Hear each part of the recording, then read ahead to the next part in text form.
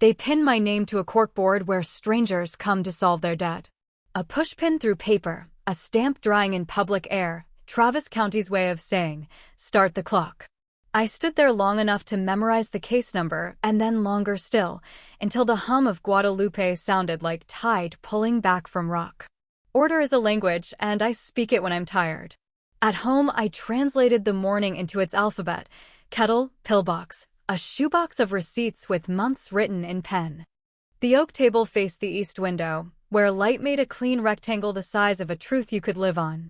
I lined up my pens, blue for notes, black for signatures, red for the questions I saved for last. Then I set the county handout beside my ledger as if putting two honest people side by side would make them friends. My house smells like lemon oil because I like the way it pretends we've just finished something brave. The floor creaks where it learned my weight. Out back, the grapefruit tree throws shade exactly where you want it at 4 in summer and nowhere you need it in January. I have lived here long enough to trust the plumbing and doubt the doorbell. Melissa hasn't been inside in 8 months. No contact. She texted last spring, like a surgeon naming a cut. I didn't answer. Some silences don't require 2 signatures. The courthouse posting was for a codicil, not the whole will. Tight language, my attorney had said. It helps people behave.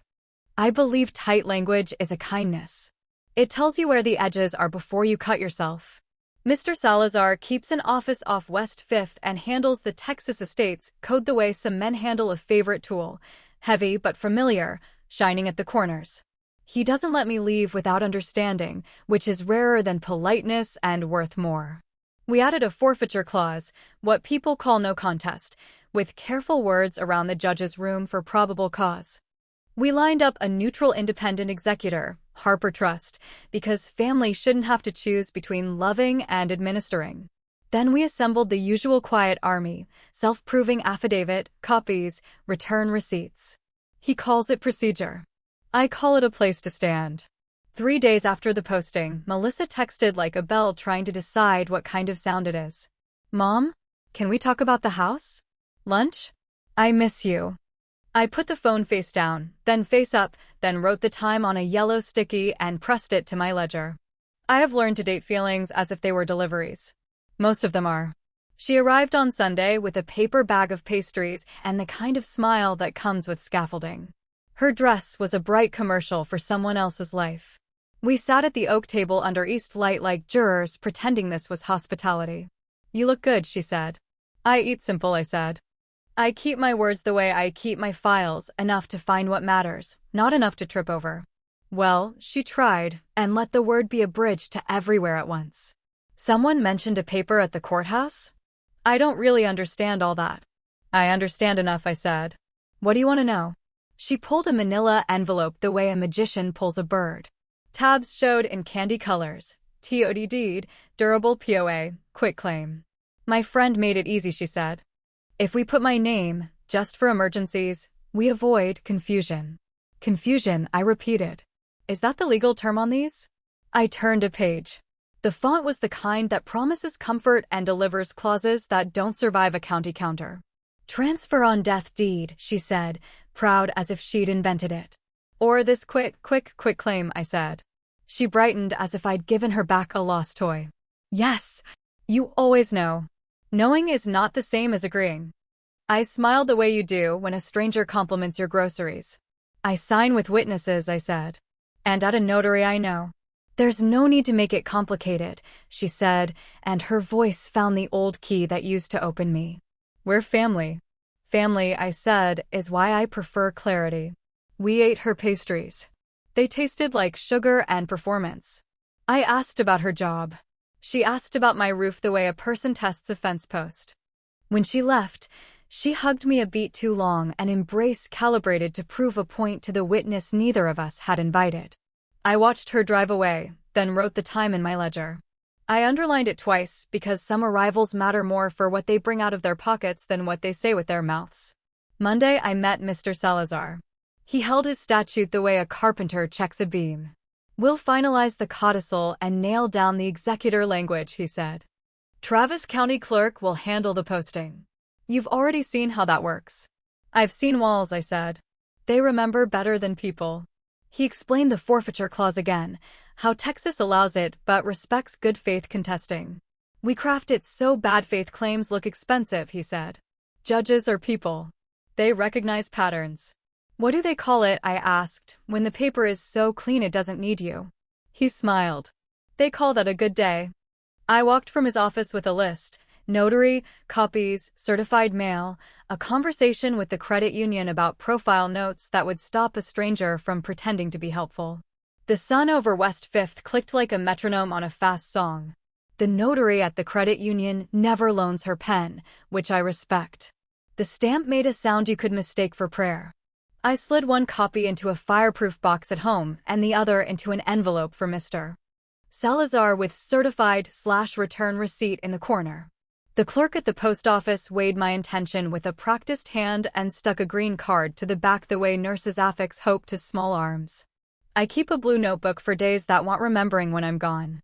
On the first page, I wrote the posting date, the notary time, the certified number, and the color of Melissa's dress because the past has a way of declaring itself through sleeves. I tucked a grocery receipt behind the page to make it feel lived in.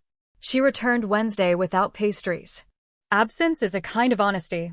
She had a new envelope with a new smell, paper that had slept in someone else's car. I found a notary, she said cheerfully. We could knock this out this afternoon. Saves fees later. I signed something this morning, I said. Her eyes flicked to the cream folder with Mr. Salazar's sticky notes. People know your habits before they respect them. Oh? Codicil, I said. Neutral executor. Language that discourages arguments. Her face paused. Then concern folded itself over her like a cardigan. Mom, that sounds harsh. We don't need strangers in our business. Strangers don't ask me to sign away my house, I said. Friends don't bring pens to lunch. She opened her mouth and closed it with the precision of a stamp. I only want what's fair. So do I said. That's why I wrote it down. We stood in the doorway a long second, two people sharing a hallway and a history and no clear exit. She put a hand on the doorknob as if it might remember a time when that gesture meant she could decide what was inside. I nodded at the knob the way you nod at a dog that no longer lives with you. She left. I wrote the time.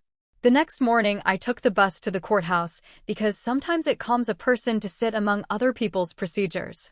The corkboard had fresh pins. Mine was still there, square as a jaw. A woman in scrubs read a notice with the focus of someone who has not slept. A man with a cap chewed his thumbnail like a confession. We all waited for paper to act like God. On the way home, I stopped at the pharmacy on South Lamar. Linda wears her white coat like a promise. She rang up my calcium and smiled. You're always on schedule, she said. It makes my day to see somebody who still keeps paper. I keep paper, I said, so I don't have to keep stories other people tell about me. At home, I wiped the table, because a clean surface says the next thing belongs here. I made tea and didn't drink it. I looked at the picture on the mantle of Melissa at 9 with her front tooth missing and a grass stain on her knee. Memory is a generous liar. It always leaves out the invoices. That evening, my neighbor Clara, 75, retired teacher, grows tomatoes like she struck oil, knocked with a bag of cuttings. We talked about rain and how the HOA tried to regulate wind chimes last year. She lowered her voice the way women do when truth wants softer shoes. Your daughter asked me by the mailboxes if I'd sign a note about your memory, she said. I told her I forget her name sometimes, which ought to cancel us both out. Thank you, I said, and meant it deeper than manners. If anyone asks again, you can testify to my stubbornness. It's chronic. Oh, honey, she said, that's not a symptom. It's a virtue here. When she left, I slipped a sprig of rosemary into my blue notebook and wrote Clara, said no to support letter.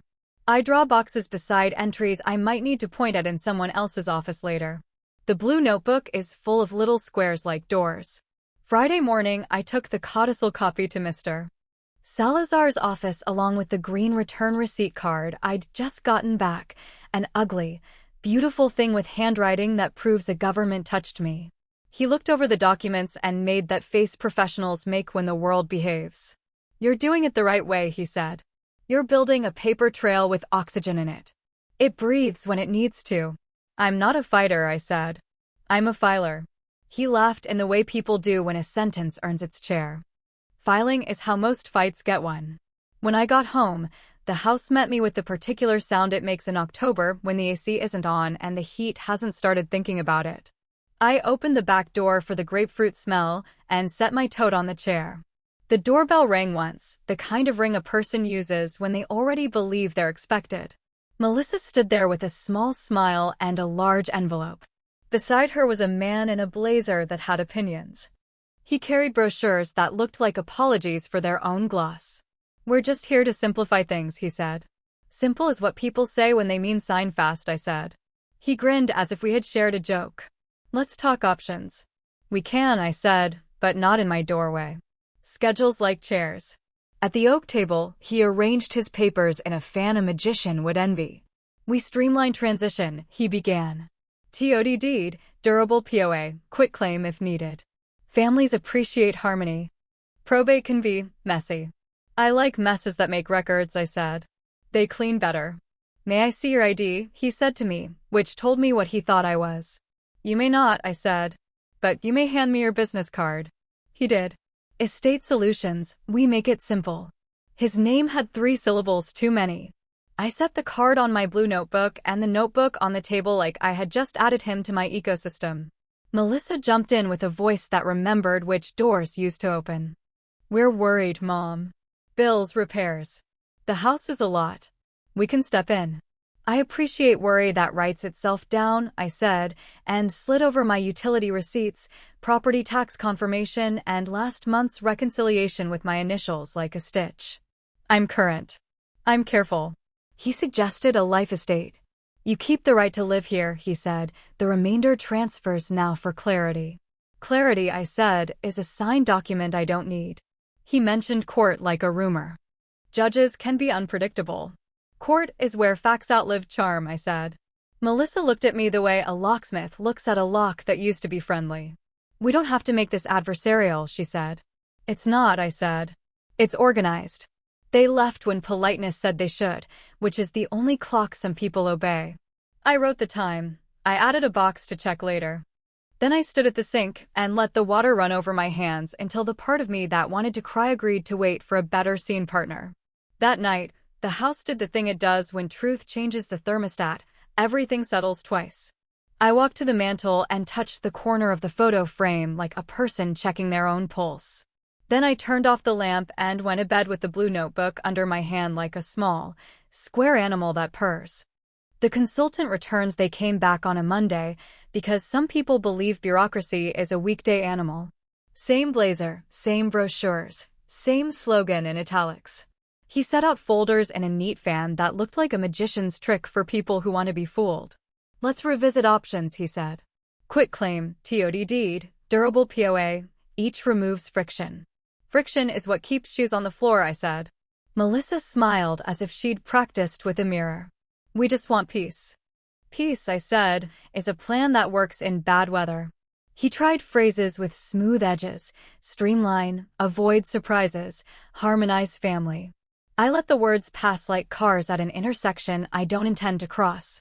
He asked again to see my ID. I asked again for his bar number. He didn't have one. "I'm a solutions specialist," he said. Which is another way of saying I sell ideas that don't have fingerprints. "Put any proposal in writing," I said, and slid Mr. Salazar's card across the table. "All communications to counsel. No more home visits without an appointment." "That's adversarial," he muttered. "It's organized," I said, and wrote the time in my blue notebook with a small box beside it that meant this entry may need company later. The loop of verification Tuesday, I ran what Mr. Salazar calls a verification loop, a circuit you walk to make the ground remember your name. At the credit union, the branch manager printed my profile note: "In-person only changes, no third-party instructions accepted, callback protocol if unusual requests arrive." She slid the sheet to me so I could see the ink. "We like clients who set boundaries," she said. "Makes our jobs easier and your money safer." At the county clerk's, a deputy behind glass tapped the notice with a finger that had stamped too many papers to be sentimental. "Your codicil's tidy," he said. "Independent executor's name is clear. If someone contests, well, they'll meet the law before they meet you." At the pharmacy, Linda smiled and waved a refill statement like a flag of a small, well-run country. "You haven't missed a pickup in years," she said. "I wish my son were half as punctual with his own life." "Some of us are punctual because we can't afford chaos," I said. Charm offensive. Act 2. Melissa arrived with lunch again. Lemon and apology. She wiped crumbs that didn't exist from my table and picked up a framed photo of her at graduation, as if the past could notarize the present. "We can start over," she said. "No lawyers." "We can start where we are," I said. "With mine." She held my eyes the way you hold a door when you're deciding whether to walk in. "You're making me the villain." "You're making me the witness," I said. She pushed a form forward, generic, glossy, full of promises made by people who don't have to live with them. "Just sign here and here," she said. "It protects you." "Protection I don't understand is the opposite," I said. "And protection you understand too well is called control." Her mouth made a small line that tried not to be a frown. "Why are you being like this?" "Because you are," I said softly. Then I set the form aside with 2 fingers like it might stain. The neighbor and the letter that never was Clara knocked at dusk with a bag of tomatoes that smelled like July even though it was February. "Ran into your girl again," she said. "Asked if I'd sign a support letter about you being forgetful." I told her I misplace names, not judgment. She didn't like that. I poured her iced tea because Texans try to tell the truth with something cold in hand. She folded a napkin into triangles. "You want me to do more than no?" she asked. "If anyone calls," I said, "you can say what you saw. I label bills, I keep receipts, and I know the difference between help and pressure." "That last part's rare," she said. "Even at church." "Especially at church," I said, and we both laughed the way people do when too much truth is dangerous without a joke. APS at the kitchen table. In full 2 days later, the APS card returned like a bird that wanted to roost. Monique arrived with her tote and a careful face. We sat at my kitchen table because tables make strangers into people. "I'm going to ask about your daily living," she said. "Cooking, cleaning, medication, finances, transportation." "It's intrusive." "I'm sorry." "Be thorough," I said. "It's cheaper than regret." She asked me to list the items in my pillbox. I did. She asked about my last clinic visit and for the doctor's name. I gave it and pulled the appointment card from my blue notebook like a small magic trick. She asked how I get groceries. "Bus or Clara when peaches are on sale," I said. She likes picking produce with an audience. Monique smiled. "And finances?" "Central Texas Credit Union off South Congress," I said. "In-person changes only, per my profile. I reconcile monthly. Utilities on autopay. Property tax paid in November." I slid the proof across. She took her time reading. I liked her for that. "Do you have a power of attorney?" she asked. "No," I said. "By design. Mr. Salazar and I prefer a neutral executor for after, and witnesses for now." "Any pressure from family?" she asked. "Yes," I said. "It's what happens when love gets thirsty for ownership." She looked at me over her clipboard, eyes soft and alert at once. "I'm closing the case," she said. "No concerns. If pressure escalates, call us or the DA's office. Document everything." "You're good at that." "I am," I said. "It's the only thing I've ever been accused of being too good at." She left me with a copy of her note and a satisfaction that felt like weather changing. I slid the APS card behind the codicil in my cream folder with the yellow dot. Paper loves company. The settlement pitch that wanted to be kindness on Friday. The Blazer returned with his smile reheated. He set out 3 brochures like sacrificial offerings. "A deed reserving a life estate is compassionate," he said. "You keep control during your life. Melissa has clarity after." "I already have control during my life," I said. "That's what life is." "Courts can be unpredictable," he pressed. "Avoid the mess." "Court is where ink beats charm," I said. "I'm comfortable with mess that leaves fingerprints." He moved to money in that soft way salesmen do when they think you're tired. "Fees add up. We can save you thousands." "I've spent more than that on mistakes I didn't learn from," I said. "This isn't one." Melissa tried a different door. "I miss you," she said. "We could have holidays here again. If the house is in my name, I can take care of repairs." "Love on a ledger isn't love," I said. "It's accounting with costumes." The crack in the timeline. Saturday on the phone. Melissa mentioned last spring again. I paid your taxes, she said lightly, the way people insert a fact where a hope used to be. You offered, I said. I declined. I paid. I opened the blue notebook and the county receipt, the date, the amount, the last 4 digits of my card. If you paid something else, show me. Silence on a phone has a texture. This one felt like velvet refusing to be a dress. You never believe me, she said finally. I believe paper, I said. It remembers better than we do. The letter with a brick inside. On Monday, a process server came to my door with a polite face and a manila envelope that had opinions. Petition for temporary guardianship, it said, with my name spelled right and my patients spelled wrong. Allegations: decline in capacity, risk to homestead, need for immediate protection. He asked me to sign that I'd received it. I took the pen from his hand, wrote slowly, and then wrote the time in my notebook. When he left, I placed the envelope on the oak table like a chess piece. I called Mr. Salazar. We expected this, he said. We'll answer with affidavits, doctor, pharmacist, bank, neighbor, and the APS closure note. We'll request denial for lack of emergency and lack of incapacity, and we'll propose least restrictive alternatives already in place. Do I have to say much? I asked. Only what you know, he said. Let the paper talk. Run-up to hearing the week became a recipe. Gather, copy, certify, file. I visited my primary care doctor for a short, respectful capacity note. He asked me who the president was, and I told him I prefer to keep my blood pressure. We settled on date, time, medication adherence, orientation, and ability to manage finances. He wrote a sentence that felt like a handrail. Patient is independent in activities of daily living and demonstrates understanding of her estate plan. At the credit union, the manager printed her statement and notarized her signature. At the pharmacy, Linda produced my fill history, every date tiny and exact. Clara wrote a paragraph on lined paper that began, Eleanor keeps better records than the county, and ended with, she knows when a tomato is ripe and when a person is not. Harper Trust sent a rep, Ms. Dwyer, who spoke on the phone like a lake at dawn. Our duty is fiduciary, she said. We follow the will as written. We do not accept gifts, we do not take sides. We'll be there if called. You'll be called, I said.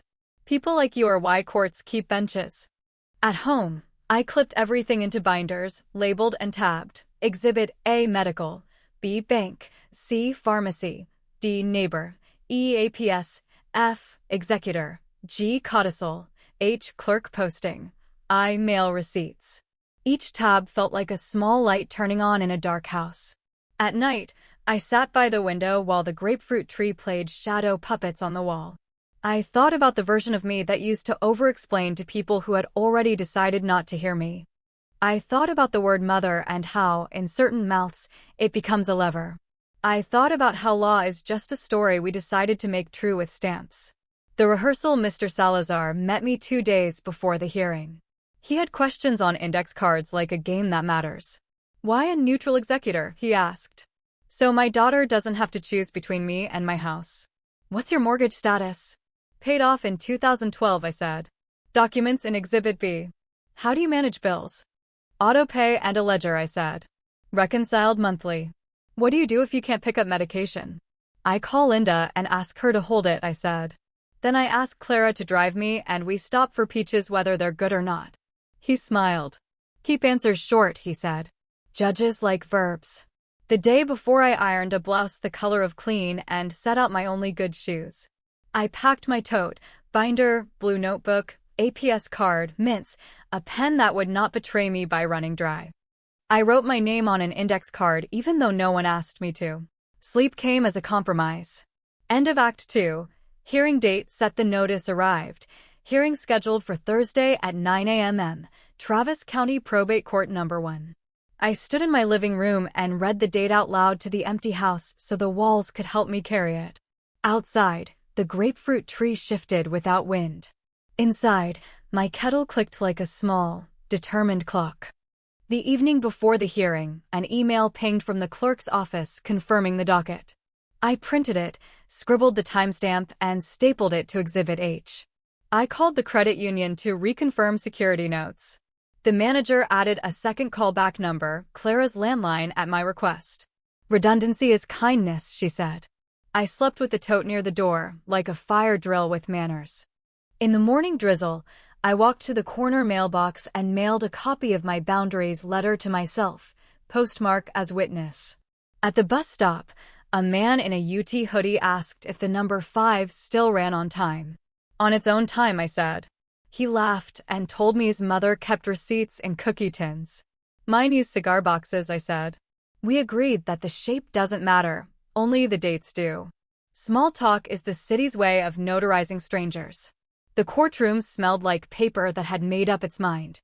Morning light came in vertical panes, tall enough to let a person feel small without feeling erased. I sat at counsel table with Mr. Salazar. His legal pad was already divided into lanes, law, facts, and the small human notes that make both stick. Before testimony, the clerk swore us in with a voice trained for steadiness. "Do you swear to tell the truth?" I said I do and thought of every receipt I'd ever saved. The bailiff explained phones and whispers and where to stand.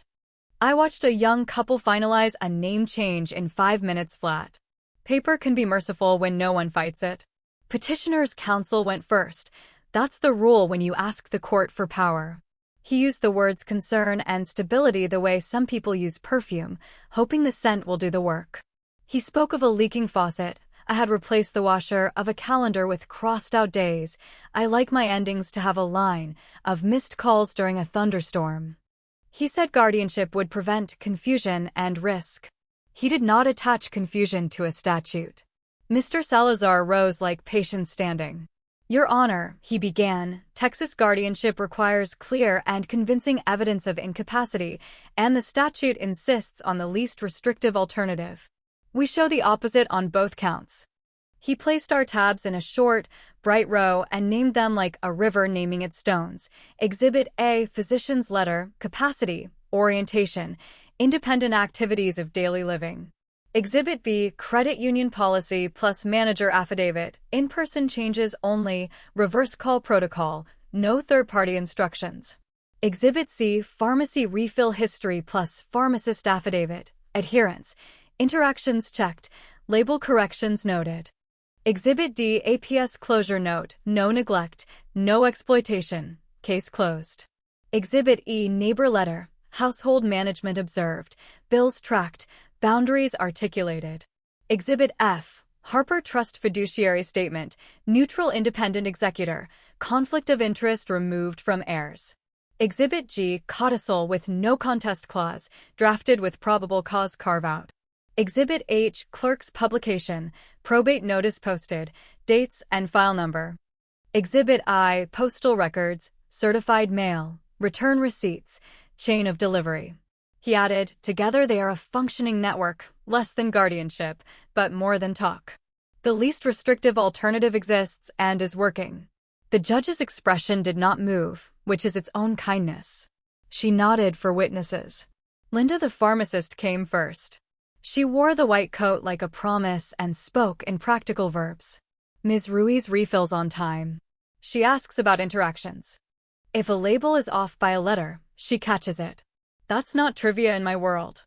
Petitioner's counsel tried to make lemon oil into pathology. "Does your patient obsess over cleaning?"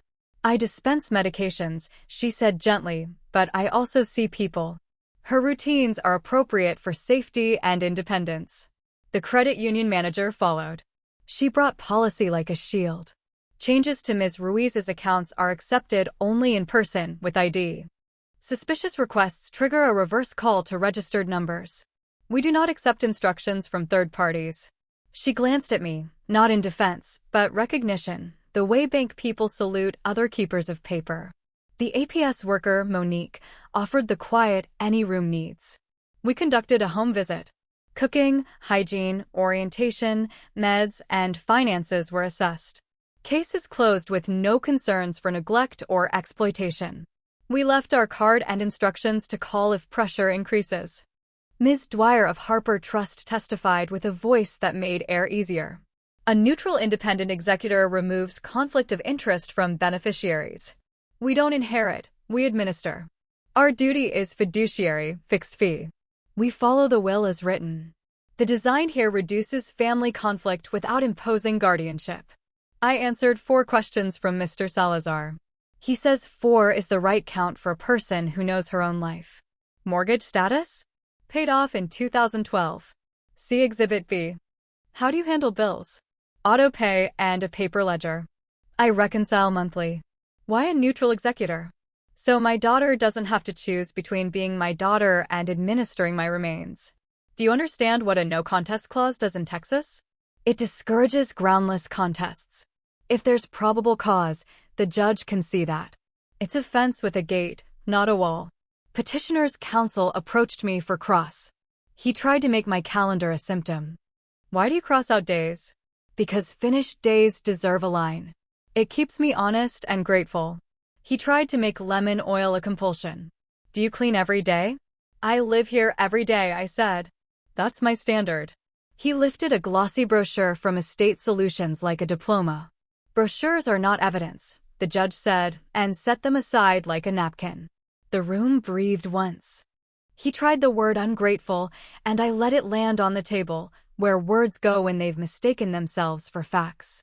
I drew boundaries, I said, because I love my daughter enough not to let either of us become worse for the other. I am a woman who refuses to crumble. It saves time. The judge leaned forward as if listening to the weight of our exhibits and not merely the sound of our voices. On the record, she said, the court finds no clear and convincing evidence of incapacity. The court further finds that least restrictive alternatives are in place: neutral independent executor for estate administration, verified banking protocols, medication adherence, APS closure, and a functioning neighbor support. The application for temporary guardianship is denied. She paused so the words could choose where to live. Mr. Salazar stood. We ask for a written order. It will issue today, the judge said. Bring me a proposed draft. He had one ready. Good lawyers keep umbrellas when the sky is blue. The bailiff walked the draft to the bench. The judge reviewed and signed with care as if signatures had calories. The clerk stamped the document in the open air of the room, so the ink had witnesses. It is therefore ordered that the application for temporary guardianship is denied for failure to establish clear and convincing evidence of incapacity or an immediate substantial threat, and because least restrictive alternatives are sufficient and in place. In the corridor, light fell from high windows with the authority only buildings can manage. Melissa stood with her arms crossed like a posture she had borrowed. The consultant hovered behind her like a jacket that had opinions. I would have taken care of you, she said. You still can, I said, by respecting what I signed. You chose paper over me. I chose paper so you wouldn't have to carry me. So that when you come, it's because you want to see me, not because you need my house. Silence recalculated itself. People move differently when gravity is named. I offered something small and practical because mercy needs handles. Sunday dinner is at 3, I said. If you want a plate, there's always more beans than sense. Visits by appointment and with a witness. No documents on my table. She swallowed. Maybe, she said. Maybe can mean not now without meaning never. Mr. Salazar and I took the elevator down with a young couple who had won their name. He nodded at their baby in a carrier, a tiny person oblivious to statutes and still in full possession of need. In the lobby, he shook my hand and then did the thing good attorneys do best. He left me to my life. At home, I filed the order behind a yellow tab. Tabs are how I draw the shape of dignity. I logged the time, wrote the cause number, and put a star next to the line that deserved remembering. Denied for failure to meet the standard, least restrictive in place. I called Clara. We did it, I said. We, she teased. You did it. I'll bring bread if you let me witness your signature on the boundary letter. Come, I said. Bring rosemary. The law likes herbs. We signed in my kitchen. Clara's signature looked like a confident bird. We mailed the letter certified to Melissa through Mr. Salazar's office. Appointments only. No POA. No documents at my door. Proposals to counsel. Pressure triggers protective steps. Not menace, clarity. Clarity keeps love from carrying a sword. I took the bus to the credit union to show the manager the order. She made a note in my profile. Court order on file. Contact protocol unchanged. Reverse call procedure confirmed. Add witness number for Clara as backup. Redundancy is kindness, she said. We laughed and believed it. Back home, I fixed the washer leak the petition had performed on the screen. 10 minutes, a new gasket, a receipt stapled to the blue notebook. Some facts require a size 14 wrench. I slept. It was the democracy of sleep. It took me without speeches. The week after court, I saw Melissa buy the lemons in the grocery store. We nodded like citizens of neighboring countries with a border, but no war. I wanted to say, "You are not my petitioner. You are my child, even when you forget." Instead, I asked, "Do you want Sunday at 3? She said, "Maybe, the way hope sits down before it stands." I cooked beans anyway. You have to cook beans to have enough. One more piece of paper arrived in the mail, the court's certified copy, stamped and real in the way some truths insist on being. I slid it into the yellow tab and then, for once, closed the binder and let it live on the shelf. Order belongs to a shelf now and then. It earns its keep by not needing me every minute. The grapefruit tree outside threw a shadow exactly where a person wants it at 4 in summer, and not at all in January. I watered it and watched one leaf fall, a period at the end of a sentence that finally decided to stop. Justice did not whisper in my case. She filed.